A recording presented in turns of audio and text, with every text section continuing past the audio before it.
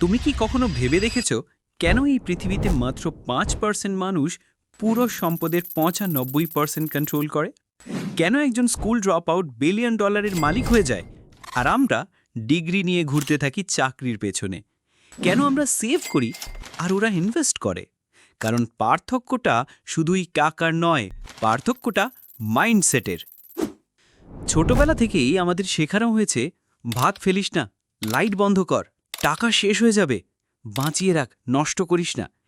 এই সব শিখে আমাদের মধ্যে ডিসিপ্লিন এসেছে ঠিকই, কিন্তু তৈরি হয়েছে একটা ঘাটতির মানসিকতা। মানে আমরা সবসময় ভাবি টাকা ফুরিয়ে যাবে। এই মানসিকতা থেকেই আমরা শিখেছি কিভাবে টাকা বাঁচাতে হয়, কিন্তু শেখা হয়নি কিভাবে টাকা বাড়াতে হয়। আমরা যাদের থেকে টাকা চালানো শিখেছি তারা নিজেরাও তো শেখেননি। তাদের কাছে টাকা মানেই সেভিংস অ্যাকাউন্ট, এফডি, পিপিএফ আর গোল্ড।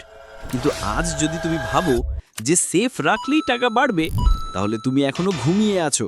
কারণ ইনফ্লেশন নামক শত্রু প্রতিদিন তোমার টাকার ভ্যালু কমিয়ে দিচ্ছে।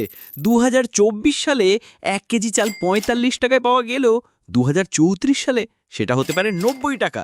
তুমি যদি একই হারে টাকা না বাড়াও, পিছিয়ে পড়বে প্রতিদিন। তাই ধনী মানুষরা টাকা সেভ করে না, তারা টাকা চালায়।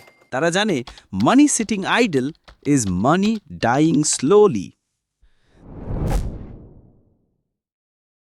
তারা টাকা অ্যাসেটে রাখে, share market, real estate, business আর নিজের স্কিল। চলো একটা বাস্তব উদাহরণ দিই। একজন সাধারণ মানুষ যদি 10,000 টাকা সেভ করে ব্যাংকে রাখে, তাহলে 5% ইন্টারেস্টে 20 বছরে সেটা হবে মাত্র 26,000 টাকা। কিন্তু একজন ইনভেস্টর যদি সেই 10,000 টাকায় এসআইপি শুরু করে, মাত্র 12% রিটার্নে 20 বছরে সেটা দাঁড়ায় প্রায় 1 লক্ষ টাকা। আর যদি 30 বছর ধরে চালায়, তখন সেটা দাঁড়াবে প্রায় 3.5 লক্ষ টাকা। এটাই হলো কম্পাউন্ড এফেক্টের ম্যাজিক।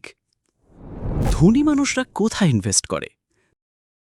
তারা ইনভেস্ট করে এমন জায়গায় যেখানে টাকা নিজেই আর একটা টাকা তৈরি করে। শেয়ার মার্কেট, যেখানে একটা ভালো কোম্পানির শেয়ার 10 বছর পর 10 গুণ হতে পারে।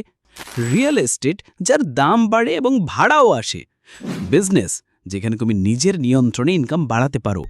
নিজের স্কিল, যা একবার শেখা মানে লাইফ টাইম রিটার্ন। কিন্তু এত সহজ হলে সবাই করে না কেন? কারণ সবাই ততটা ধৈর্য ধরে না এবং বেশিরভাগ মানুষই ভয় পায় ঝুঁকি নিতে।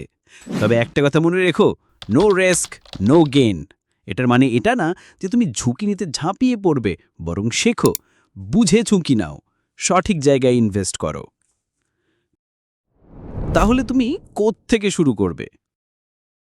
মাসে মাত্র 500 টাকার এসআইপি দিয়ে শুরু করো। একটা ভালো মিউচুয়াল ফান্ড খোঁজো। নিজের ফাইন্যান্সের ওপর পড়াশোনা করো।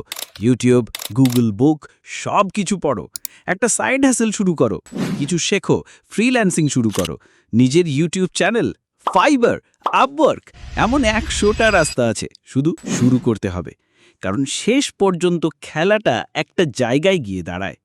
চিন্তার লেভেলে একজন ধনী ভাবে, আমি কিভাবে আমার টাকা দিয়ে আরও টাকা বানাতে পারি। আর একজন গরিব ভাবে, আমি কিভাবে টাকা বাঁচাবো। এবং you can never save your way to wealth, you must grow your way there. তোমার টাকা একটা বীজের মতো। তুমি যদি সেটা জমিতে পুঁতে জল দাও, যত্ন নেও, তবে সেটা একদিন গাছ হয়ে ছায়া, ফল আর সুরক্ষা দেবে। আর যদি সেই বীজটাকে ভয়ে ভয়ে আলমারিতে তুলে রাখো, তাহলে সেটা শুকিয়ে যাবে, পচে যাবে, মরে যাবে। এখন তুমি ঠিক করো, তুমি সেভ করবে না টাকা দিয়ে স্বপ্ন তৈরি করবে।